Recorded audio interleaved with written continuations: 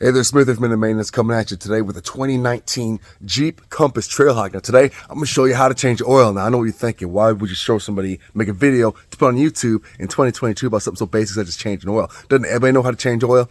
Well, apparently not everybody knows how to change oil because this vehicle was serviced by a professional shop. And look at that stream coming right off the oil filter. Let's show you the proper way of doing oil change. Stick by, guys. Got to get some maintenance done. As before me, we have a 2019 Jeep Compass Trailhawk edition.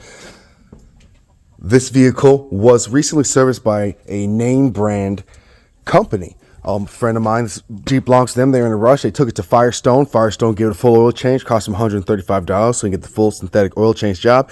And would you have them believe it? They came out here to visit the farm because why wouldn't you? This place is awesome. And as they're sitting in my driveway and they're about to back out, as they're letting the car warm up because it's basically wintertime now, I noticed that there's a stream of oil coming from underneath right off the oil filter. Now, there's a couple different reasons why oil changes tend to fall apart. One of them, they don't tighten the oil plug right away. They have too many gaskets on the oil plug. Same thing with the oil filter. They don't tighten the oil filter down all the way. There's too many plugs in the oil filter. We're going to figure out why this thing is leaking. It's coming off the oil filter. I'm pretty sure I know what the problem is. So let's go ahead and start with step one when it comes to changing your oil, gathering your supplies. Okay, guys, before me is everything you need when it comes to doing an oil change. Now, things will vary on your vehicle as far as oil filter and what type of oil you need for this particular, again, 2019 Jeep Compass Trailhawk. It takes the 0 weight 20. The W stands for weight, 0 weight -20. This has to do with the specific oil that you need for each of your vehicle. There's all sorts of different numbers out there. Just go ahead and ask the auto parts store that you went to or look up online or just look in your service manual and figure out which oil you need. So again, this Jeep needs 5.5 quarts, one full one of these, and basically a half one of this for a full oil change. The oil filter, and then right here, I went ahead and bought a new oil pan drain plug because you got to remove the plug to let the oil pour out because I wanted the right gasket. They sell all sorts of different gaskets. I want to make sure I have the right crush washer is what it's called. When you tighten the oil plug back into the pan, this washer will crush a little bit to cause a perfect seal, not allowing any oil to come out. Inside the oil filter comes with a seal. You're going to see that when we crack that box open. But step one, let's crawl underneath. Let's get our oil pan in place, our drain pan in place, and find our oil pan and pull that plug. Now, when it comes to figuring out where to find your oil panel, a lot of these lower vehicles, newer vehicles, off-road vehicles are going to have some sort of brush guard, some sort of engine bottom plate protector here, but there's always going to be a cutout because you got to change your oil regularly to keep the vehicle running healthy. So just if you have a newer vehicle, look for the cutouts. Otherwise, just look for the shape of your oil pan, and a plug is pretty self-evident where they're going to be, but we're going to come over here. I know this cutouts where the oil filter is because that's where all the oil is coming off of. So let's go ahead and look back here and back there. If I can get a light on, wop wop, bop bop bop. You can see up to that cutout this other hole over here. My camera focus for me, please. Right here, that's going to be the bolt for my oil drain plug. So let me go ahead and put my pan in place. All right, so as you see, I got my 1/2-inch ratchet. It takes a 1/2-inch socket to loosen up this particular bolt. Sitting there on the bottom of that pan there. I'm gonna go ahead and use my wrench here to loosen it up. Now, some vehicles, depending on how close to the ground they are, you may need to jack it up. This one's high enough off the ground that I'm able to function. Let's go ahead and move the pan a little bit before I loosen it up without having to jack the vehicle off the ground. It's one hand. Try to get the angle right, and we will loosen it up. Lefty loosey, righty tighty. There we go. We got it loose. And I'll finish the rest by hand, trying not to let that bolt drop into the oil pan. And there we go. Ugh. And that oil is basically brand new, guys. What a waste. What a waste. Now, whenever you're moving your oil plug, try to catch it before it drops in, because what you want to do is see if the crush washer is on there. Because if it is, you want to get that removed. You never want to use 2 washers, 2 gaskets, 2 seals, yada yada. You only want to use one. And as I'm feeling around, it is still here on the bolt. We're going to get that removed. And then once all the oil is done, I'm going to feel up around there anyway, just to make sure that somehow Firestone didn't add a second one there. just in case, because sometimes the washer can stick to the pan itself. So let this finish draining, and we'll double check that we have the crush washer and only one crush washer in place. All right, this is the old drain plug. You can see the outside's a little chewed up, it's a little worn, nothing too bad. This actually would still be reusable and has some sort of like rubberized coating around here. But we're gonna go ahead and use the brand new crush washer and oil pan bolt that we bought. I like to compare them side by side, and they do appear to be the same. Oop, man, rolling all over the place, I apologize. The same thread length and depth and thickness, but the head's a difference. Now this one is going to be a 5/8, and this one, the original one was a 1/2 inch, but that's perfectly fine. We're gonna take our crush washer, we're gonna make sure we get it onto the new drain bolt, and then we're gonna get that reinstalled once the oil is done draining. But for right now, let's go ahead and put in my hand down the queso here, and let's get that oil filter. So once the oil has sufficiently drained over here, what you want to do is come over and find your oil filter. Now some oil filters, like I said, ours is going to be in this cutout here because that's what's leaking. Some oil filters are going to be side mounted, screwed in different directions. This one's pretty vertical, so we're going to reach up there and we're going to twist it out, lefty loosey, righty tighty. If it's stuck, if it's seized, they do make oil wrenches out there, guys, to help you jack onto the filter. I like to just use either gloves or a towel so I can get up there, get a good grip on it, and try to loosen it up a hand. And that one was not tight at all, so no wonder it was leaking. Let's go ahead and get our pan over here because there's going to be some oil to come out like that. No wonder it was leaking. But let's see, why was it loose? Was it loose because they didn't tighten it all the way? Or was it loose because they added too many washers? Correction, too many oil filter gaskets. And just keep screwing it, and there's going to be oil inside of it, so if you can pull it down, straight down, that'd be great too. Then tip it over, dump out the rest of that oil. So right there we have one seal, it appears on the outside, that black ring. Okay, you should only have one of those. You don't want two. If you have two, you got too many. Let's go ahead and reach over here. It appears to only be one on the oil can there. I'm going to go ahead and reach up there anyway and feel around just to make sure that there wasn't another one left in place that they had forgotten about. And maybe that is why it wasn't working. Let's go ahead and take a look up in there. Trying to drop my new phone, and it appears to be seal free, a little dirty, so we're going to get that wiped down. They just did a hand tighten it all the way, guys. What a rookie move, guys. What a rookie move. A lot of times you'll see these things leaking because, again, this black ring up here, when you take the oil filter out, sometimes the black ring sticks, and people either aren't paying attention because they're rushing, or they thought maybe the seal fell out with the oil into the oil pan and they don't want to go digging around, so they just assume. They put the new filter and new seal on, and now there's technically two of them, and if there's two of them, it won't go tight enough, so no wonder it's going to leak. Same thing with the oil drain plug. Either they don't tighten it down all the way, or you have two crush washers on there. In this case, they were just lazy at Firestone. They were rushing. They didn't get this thing down there all the way. So let's go ahead and get our new oil filter in place, oil drain plug in place, and let's top this sucker off. All right, here we go.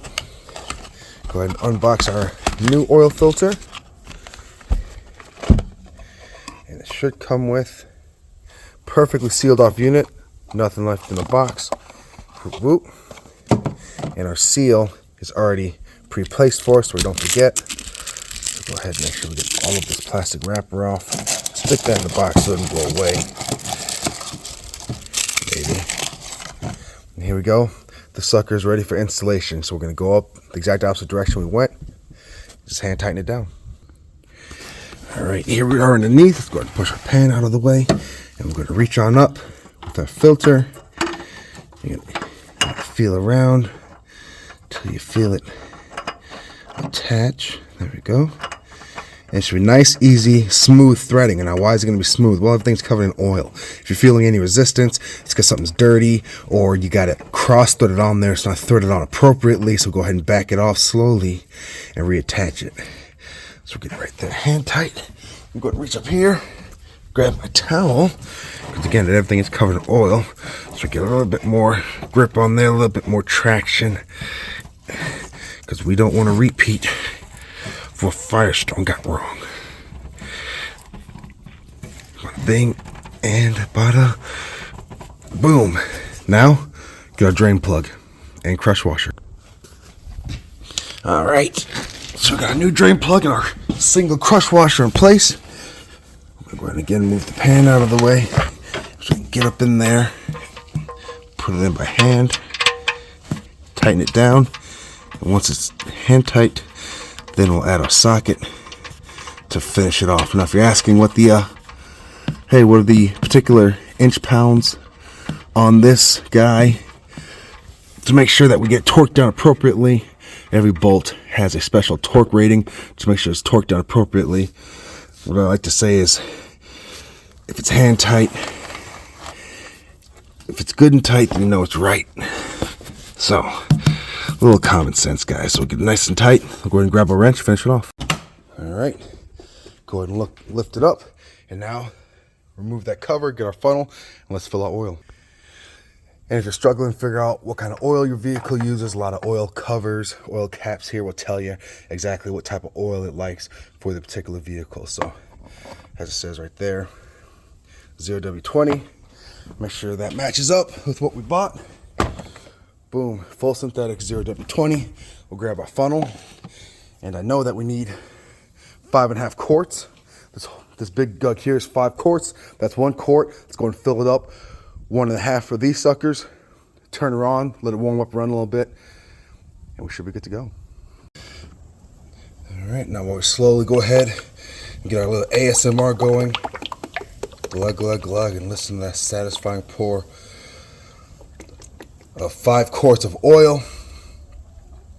When you're checking your oil, guys, you always want to check your oil cold. The engine wants to be cold in a standstill position to check your oil to make sure that you have the proper fill. You don't check it after it's warm. You don't check it after you're driving. You check your transmission fluid after it's warmed up and circulating. But oil, you always check cold. So we're going to go ahead and get this filled up. We'll check the oil dipstick, and we'll make sure we have the proper level. Then we'll turn the car on, and we'll let it sit for a couple minutes, get warmed up to operating temperature, make sure that we're not leaking. That, hey, maybe it wasn't because the oil filter was only hand tight from Firestone. Maybe there was something else more severe going on that caused that to loosen up, or a break in the oil line somewhere else that just happened to be by the oil filter, and that's why we were leaking. So we got 5 quarts down, half quart to go. Okay, we went ahead and put 5.5 quarts in there. We're going to go ahead and pull our dipstick out, get ourselves a rag, clean it off, make sure that we are well within the crosshatch mark, which you see oil going all the way up, hopefully no further past the crosshatch mark.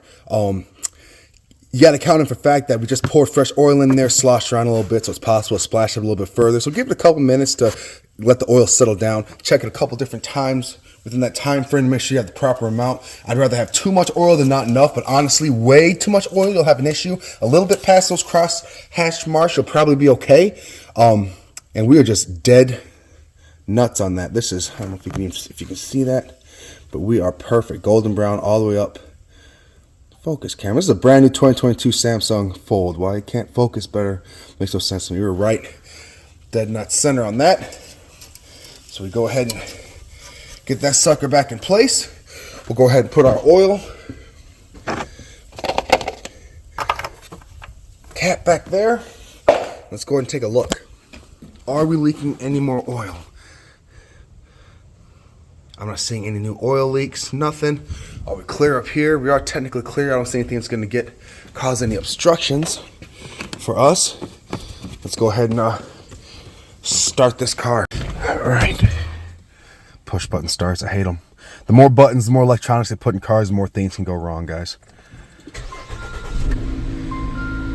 Okay, no immediate oil lights.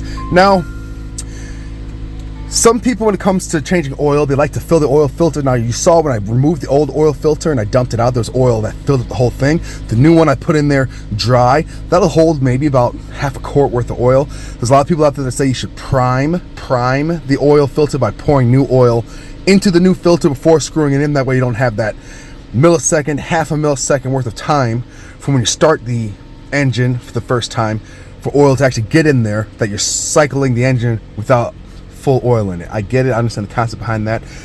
I guess I've never had any issues. I've never heard of anybody having issues like that in real life. If you're having those kind of issues, then that split second of not having oil, your whole motor explodes.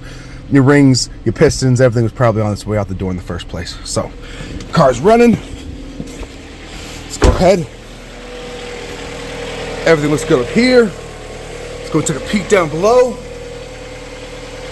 No active leaks. Like before, you guys saw it streaming. We're not having that issue anymore. Let's go ahead and stick our head up under here, take a look at our new filter. And I'm not seeing any oil pouring off that guy.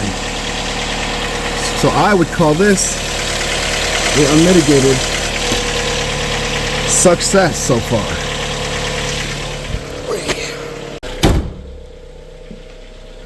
And then you're changing your oil, one of the easiest things you can do for your vehicle, one of the most important things you can do. Every vehicle owner should know how to change their own oil, okay? It's very important to get that done regularly, checking your oil and getting it changed at the proper intervals. I change my oil at least every 5,000 to 6,000 miles because it's the lifeblood of your vehicle. It depends on it. It uses it to not only cool the motor, but also keep things lubricated because those pistons are moving at an incredible rate of speed, guys. You can hear the numbers.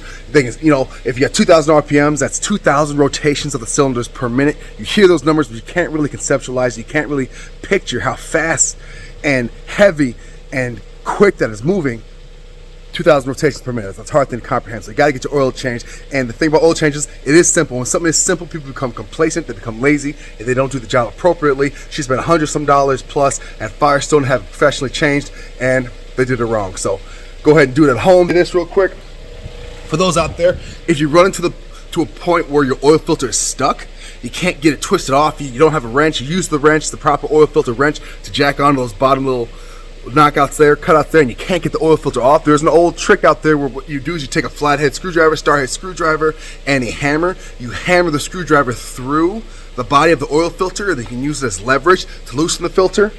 I've seen that trick done. I've done that trick. I don't like that trick. It makes me very uncomfortable. Why? Because I've actually had it before where I've done that and I still couldn't get the oil filter off. So what did that mean for me? That meant I had to have the vehicle towed to a mechanic's shop so that they could get it removed by applying heat to it. Another way you can loosen it up is if you let the car run a little bit. Might put some gloves on because you don't want to burn your hands, but let the car run before doing the oil change. That way everything's nice and warm, nice and loose. But when you do that, you're putting a hole in your oil filter, which means you can't, if you are still incapable of removing that filter, now your system has a giant hole in it. You can't just fill it up with oil and drive it to your local mechanic and be like, hey, I tried to do it myself and save a few dollars, I'll just pay you to do it. Now you got to have it towed, and you put yourself in a more disadvantaged position. So I don't like that, guys.